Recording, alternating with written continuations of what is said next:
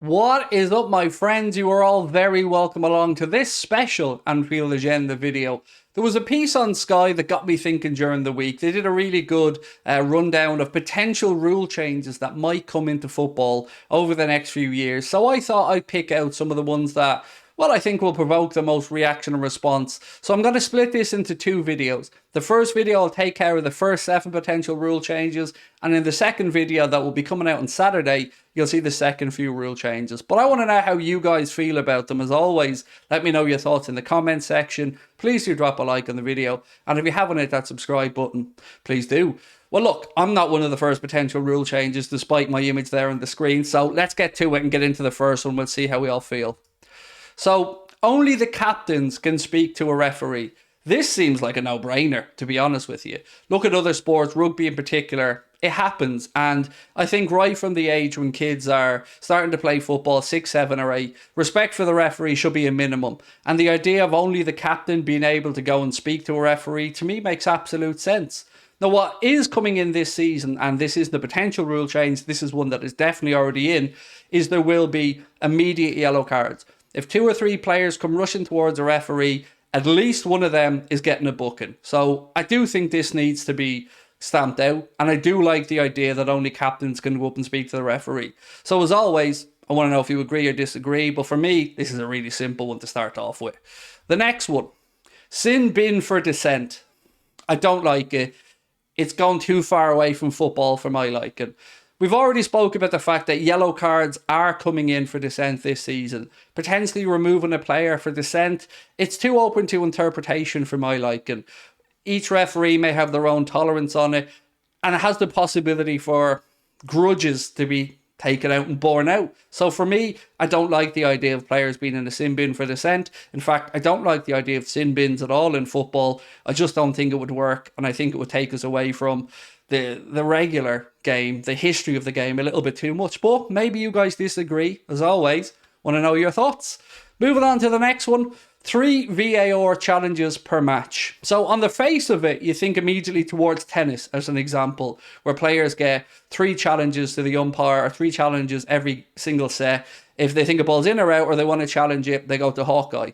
I can see this being something that's manipulated by managers. You might think I'm being a little bit dramatic there, but tell me you can't see Jose Mourinho manipulating this situation to buy his team a breather, to challenge a decision just so he has a bit of time to tactically talk to his team, tell them to reset. I don't like it. It's another way to potentially delay the game as well, and I just think it would be manipulated. So VAR is here to stay by the looks of it.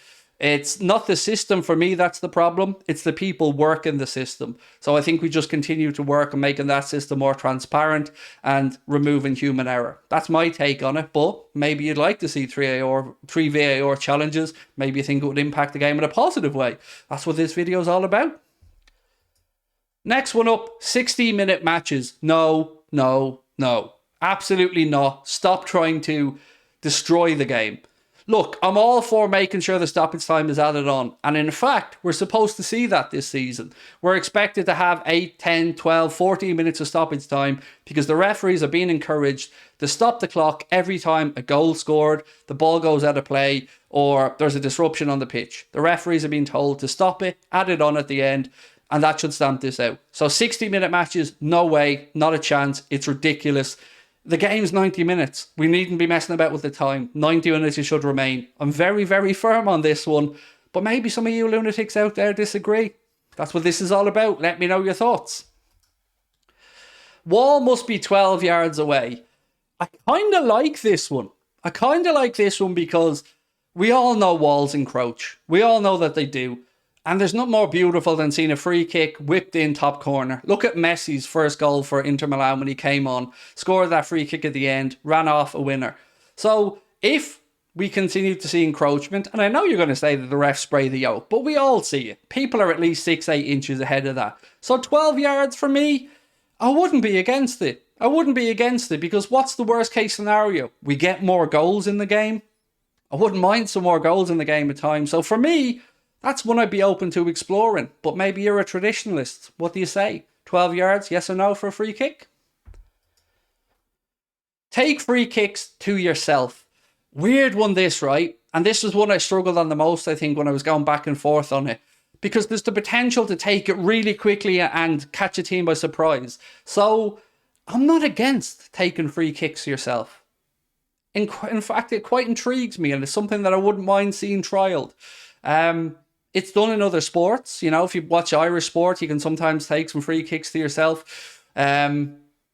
Or others, you can take a mark and you can just kick from that spot. I don't know.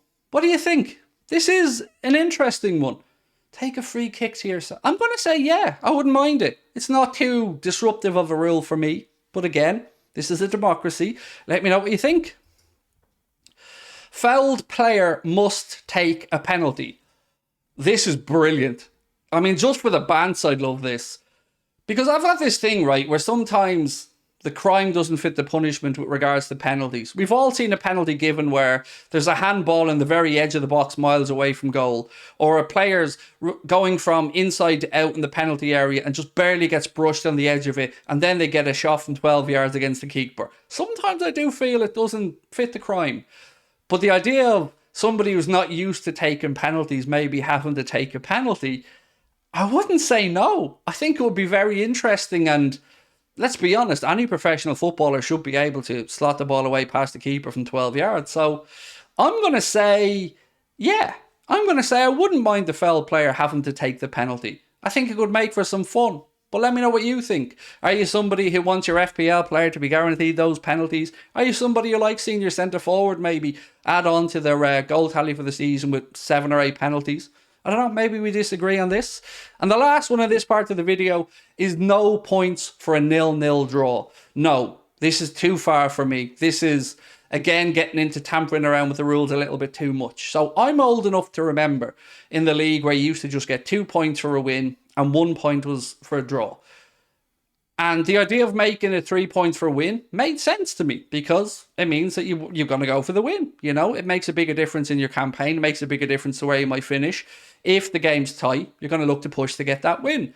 But 0-0 to get no points, nah. You know, sometimes 0-0 draws are well earned, hard earned by some teams. Teams who come to Liverpool, as an example, sit back and defend deep. Sometimes you think to yourself, well, they frustrated the hell out of us. They deserve their point.